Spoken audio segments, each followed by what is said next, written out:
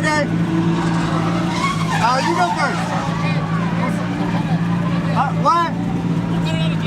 I want to talk today with one of the guys at Drift Week that's the most ghetto of all the drivers, Brandon Wicknick, and how he combines the ghetto-ness. He has to be here for this troll.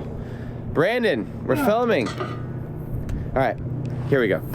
We have to combine the ghetto-ness, but also with great craftsmanship to create a drift car that made it through all of Drift Week with no major problems, on the street everywhere, ripped up on the bank at Freedom Factory, did everything. It hasn't killed anybody yet, thank God. Look at his jack stands. He's just like, he makes everything work. So please tell us about how you combine the ghetto-ness of a drifter, but somehow make everything work and get to the end of the trip. Because, yeah, I don't know, like, I explained, like, in Formula D, he was running 2 stock Civic radiators in the back of his drift car as his rear mount Formula D radiator setup. Like, everything you do, whether it be your Bob Duggett, whatever, tow rig, to your drift cars, are ghetto as hell. But they work and they get you everywhere. So, tell me, how do you do it? What is it? Where do you go full ghetto, and like where do you not go full ghetto? How do you make things work, and how do you make these decisions? So actually there's a science to it. Yeah. I buy cheap parts and then I test them and see what works and what doesn't, right? Not outside of normal competition. So I kind of know where I can save money, where I can spend money. Yeah. Right? Like engine and transmission, spend money, of course, right? Suspension, spend money, things like that. But then when it comes to like other stuff, you know, like a Chinese radiator versus an expensive radiator. You mean the parts that keep the wheels on the car and save your life? Like tie rods? But you just said it. I made it. I'm making it work, right? You made it, but like you defy like Final Destination stuff on the highway, running tie rods you've bent back into place 3 times after they've been bent. I just don't understand. But we've been doing this a long time. Yeah, but and his tow rig doesn't have seat belts. The seats aren't even bolted to the floor. That's a different level. No, I know. I'm just saying, like, it's full ghetto sometimes. I don't know how you live. I live on the edge. I live. He lives on the I edge. live for these trips. This is what I live for. Yeah. This is good. No, keep telling. I'm for real about this, by the way. No. Is it just your mechanical ability to persevere through the ghetto-ness? I think so. I mean, I honestly, I haven't had to work on it that much, right, on this trip. No, you've been killing it. Compared to other people. This was a good car when I started, and I mean, yeah, we bent a tie rod. I ended up changing it because it bent the same way 4 times, so I put a new one on and it stopped bending, right? So in there's a lesson like, okay, bending a tie rod back doesn't work for very long, so just replace the tie rod, right? I don't know. It just works. It just works.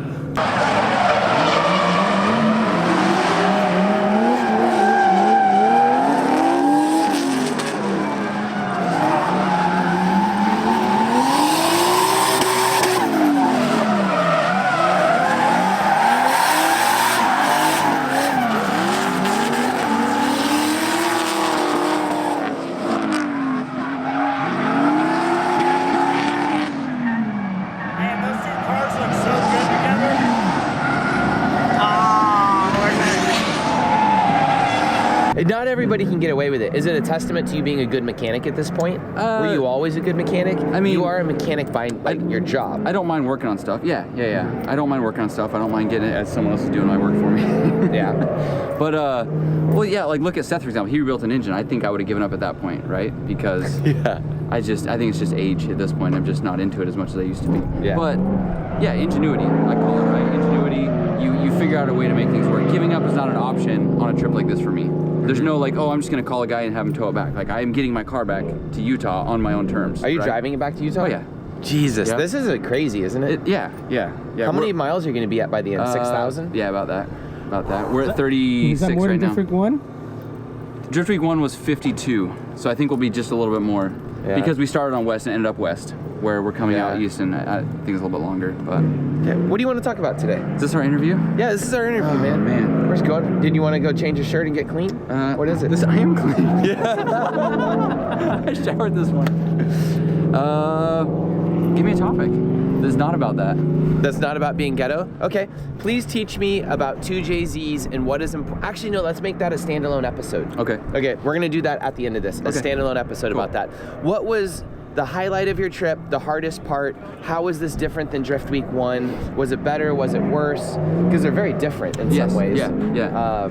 I loved how there was more drivers, there was more adventure. Oh, he's missing a lug nut. Hey, Not even lug nut. I There's didn't no even. slide. Who heck this? There's that no. was day one. Yeah, let's stand next to the trailer to get the wind out of here. Let me grab what were we sunglasses. Okay. Oh, what a unprofessional. There's this underwear again. Between Driftwood 1 and Oh, yeah, the difference between Driftwood 1 and 2. This one had way better tire wear, had more track time, even though there was more drivers. Yep. Our Airbnb group did a bad job sticking together, but the other guys- Airbnb groups were even better than we were last time. They did more like casinos and dinners and They drove bars together. and strip clubs and all that kind of stuff. We didn't do that, Right. Because my crew's always busy. So Right, I don't, right. just tell me about the difference So between Driftwood 1 and 2. I watched a couple of the interviews you already did, like with Adam and stuff, and I agree with it. The last one was more intimate, right? There was less drivers. The group kind of hung together more, but I think there were some groups within this trip that were at that level, right? Yeah, or even more so than More so, last yeah. time. I just didn't get to see. I didn't get to see that part of it, right? But I saw these guys hanging out. I was like, oh, I want to go with those guys. Those guys look like they're having fun. You're like, I'm changing an engine for Dan in Albuquerque.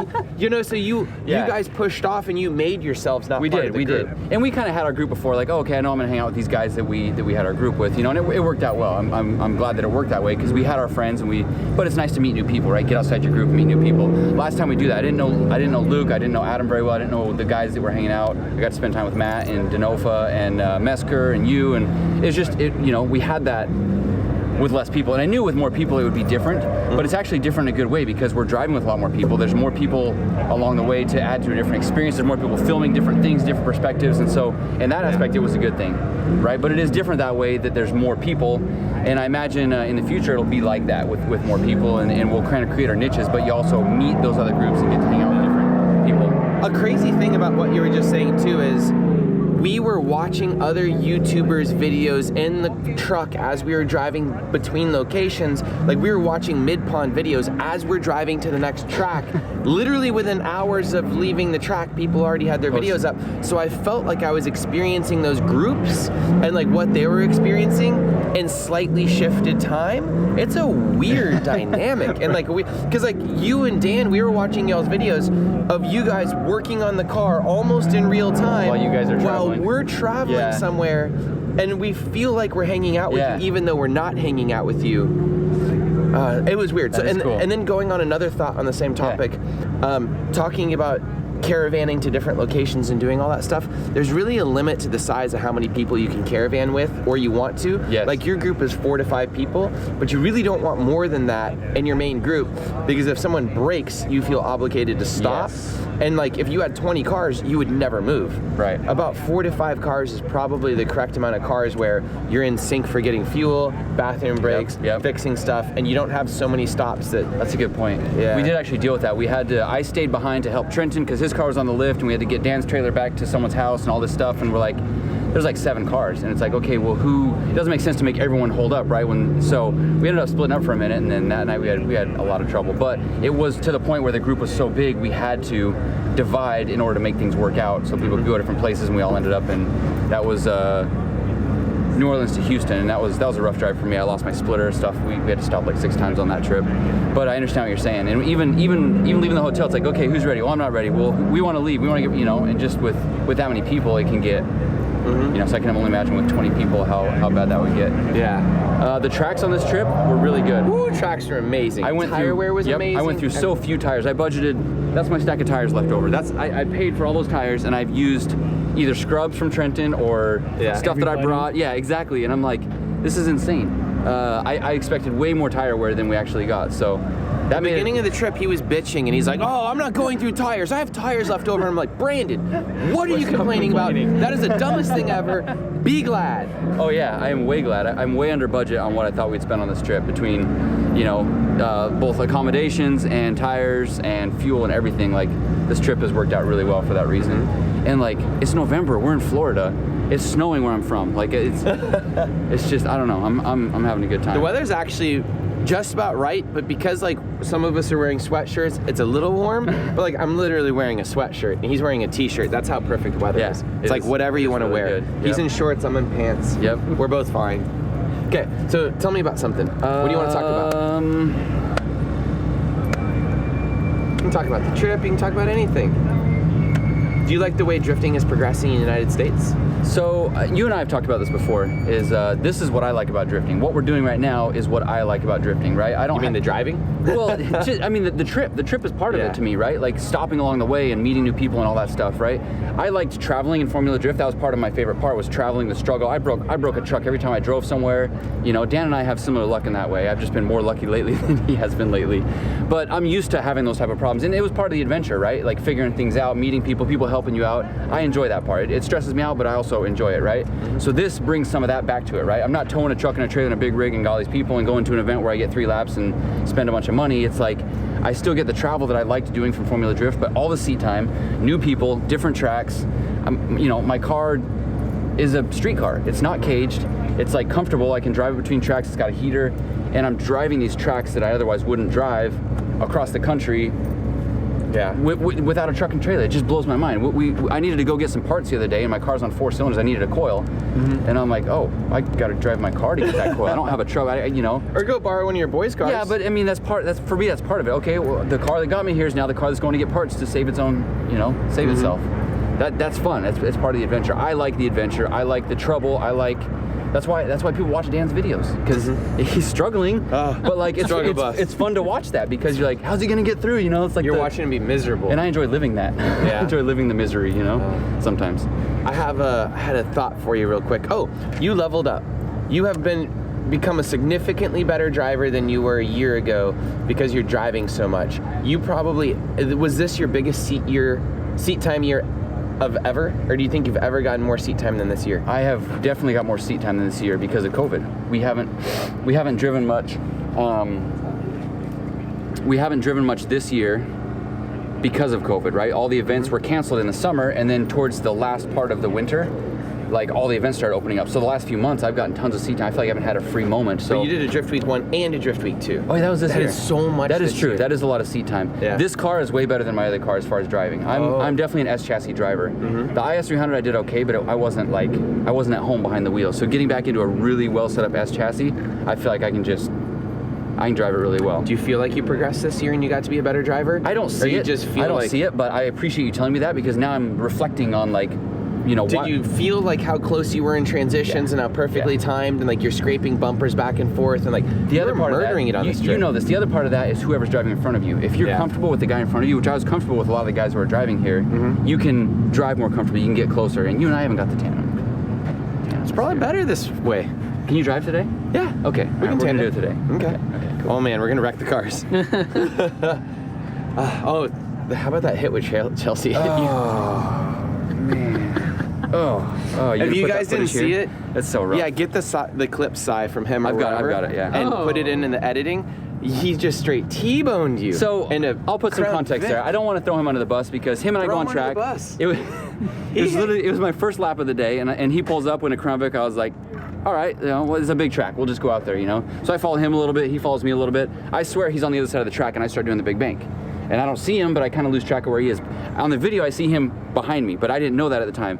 My car's overheating off the bank. I decide to pull into the pit, so I do this long slide to go up the pits of the bank, and he thinks I'm charging the bank, so he's coming in full speed in that Crown Vic, and you just see him locked up brakes for like 50 feet, and there's no chance. And it was a soft hit. Those Crown Vics have terrible brakes and steering too. There's like no chance of saving that. Yep, that's kind of rough. And it was a small hit, but it caved my whole B pillar, my window, everything on the side of the car was pushed in. And we went to, I don't remember the name of the shop, but the guy BJ in Texas helped us out, pushed it out that night. Within 2 hours, we had the car straightened out, new door on it. We peeled the old wrap off of the old door. Is that why the door looks so good? We peeled it off, stretched it a little bit, got it back on there with some spray glue, and got the wrap to stick to the new door. And it actually looks like 70%. You guys are so ghetto fabulous. You're so good. I'm just sitting there pondering, like, that door's going in the garbage, and there's a wrap on there. Like, what are the chances, you know? And we made it happen. I was pretty stoked on that. God, you guys are so good at all of it. Yeah. I'm jealous. Yeah, it was good. It's part of the fun for me. It's part of the fun. I know you don't like working on cars, so you don't understand where I get my enjoyment is different than how you get your enjoyment. I don't mind in working on cars. I'm just not good at it. So I like it in a controlled format where I have. But you'd rather drive than be changing. Yeah. You know, right. I get that. I get that. I was gonna say I'm just so bad at it. I like a controlled environment where I'm not screwing off and, like, you know, making everything worse at the track. That's why I brought Mark, so Mark can take care of it. I need to focus on other things I'm good at, because it's a waste of my time to do things I'm bad at this point. Cool. I don't think we need a long interview. You talk a lot. Would you do another No, one? let's keep going. Oh, absolutely. Another drift week? I would absolutely do this as much as we When can do you want this. it to be? You said April the other day? You brought up April, and I'm No, I didn't I'm bring cool up with that. April. I just said tell Adam everybody. said April, didn't he? Oh, I don't think Adam wants to do it that soon. Oh, really? So everybody, I would do it in April. Dan was the only one that didn't want to do it soon. Yeah, I guess that's What have other people said? Everybody basically said April or whenever. I think some people actually want to do it sooner because then all the Formula D guys can do it because Formula D hasn't started. But problem is like February, March time frame is so close. So close. It is. That I don't have time to plan one. Right. But for the next one, I'm going up. I'm going to go book all the tracks in person. I'm going to go drive the entire route we do in advance. Like, Are you going to say where it is? Oh, we're going to probably do the Pacific Northwest. Cool. But I mean, the second drift week was supposed to be Japan. So, like, who knows? Right, like, it just is what it is. Yeah. I just make these things happen. Those tracks up there are really fun. Oh, you're good at ghetto-fying like cars and getting them running. I'm good at ghetto-fying events and making them run. Everybody's like, Aaron, why don't you do this and that? You're like, I don't have time for that. We're doing what's important. No one died. Next track. Where's the rest of the ladder? What are you talking about? Oh, shit. I don't think short people can do this. What do you mean? Where's the next step?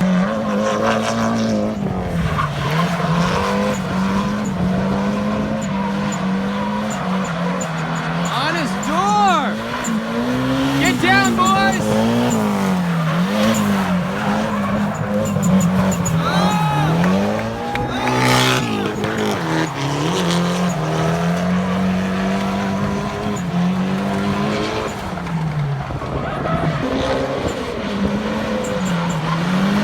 Oh God, get down! Yeah! I think we all appreciate how much work you and the guys have put into making this happen. You know, because I know it doesn't So happen much easily, work. and you know, talking to the tracks, working it out. We've had a really good time. Everything has worked out, right? We haven't had any major problems with the facilities themselves or anything like that. Major problems, right? We've had minor problems. But like everything's worked. expected. Everyone's got seat time, you know. So, thank you, All right. Aaron. Thank you. Thank you making for this happen. coming. Yeah. You guys are the glue, by the way, now. You guys are the first stage of all the OG dudes. I think that the next wave of drifters that are going to do this are the guys that have had fear of missing out and everything, and they want to be around you guys. They want to be around Adam, Dan, what's your name? Brandon. Yeah. Brandon. They, you know, Fielding and all those people. Yeah. They want to be around them and be friends with them, and you guys are characters in it now, and you're kind of like, this isn't, I'm not saying it's like Formula D or whatever, but y'all are like the ground floor of whatever this thing is. Yeah. And you're like, you're the clowns in the circus.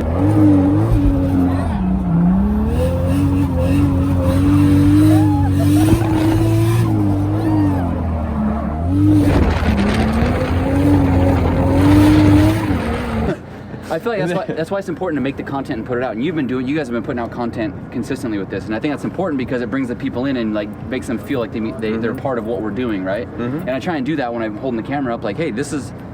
You guys are all doing a like there, fantastic job vlogging this time.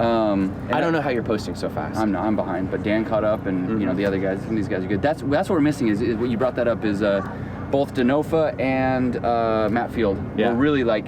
And Luke, you know, those guys were really... yeah, everybody wanted to be around them. Those guys were interesting last trip, and they had a lot of the good footage, and they were fun to drive with, and definitely missed out having those guys here. Luke's a good character, too, and kind of helped, like, glue the... He's so charismatic, Yeah. like, whatever. Yeah. No F's given, that he's good to help glue the group together. And he's such a good driver that people want to drive with him. Yeah. That was something I think about Drift Week 1. The driving level was so high that, like, we were talking about it in some of the other interviews. This is literally a proving ground and a training ground for Pro 2 drivers now. They get their Pro-Am or Pro 2 license and they're like, oh my God, how do I train? Because you get so little time in professional drifting seat time. And as you build your car up, you get less seat time and you get less time to do all that stuff. And that. So guys like Ben Hobson and Rudy Hansen that just got their Formula D licenses, they have both absolutely leveled up in the last like 12 months. Ben went to Japan with me, he came here with me. He's been driving Lone Star Drift. He's just like rocketed up in skill level. And Rudy's the same way. Rudy, when we first saw him, was sketchy on track. You know, like everybody kind of avoided him a little bit. He's been driving a ton outside of this event. And, you know, I think he's just driving constantly now. Constantly. He's done 17 days of driving or something just in 2 drift weeks in 1 year. That's 17 days of track time. I mean, he's just like rocketing. Rudy and I did exclusive laps almost only in Houston. I was driving only with Rudy. Yeah. And we didn't touch once. No, you guys we were door killing to it. door, good transitions, and like we were both. That's invaluable too, because it's not only is it like training your timing and everything, but it's also like your mental, just like confidence level and everything. And you're just having fun and the adrenaline's pumping. Cool. Is there anything else you want to talk about before we're done? I don't think so. All right, let's do that episode about the Ghetto 2JZ Master. Okay. Sai, you have anything to add? I don't know. I could troll him, but I'll be nice. I've been trolling him the whole trip. Okay. Well, thank you so much for coming to Drift thank Week. you. You did a great job. I enjoyed it. Thank you. Thank you. Cut. Okay. Brandon got some presents. Check this out. Got some presents for Fielding. I didn't want to let down Fielding. He actually came and talked to me personally. He looked at my car. He's like, dude, I'm proud of you this year. I'm like, oh, thanks, man. He's like, no, you're not using self-tappers. I don't want them in my tires.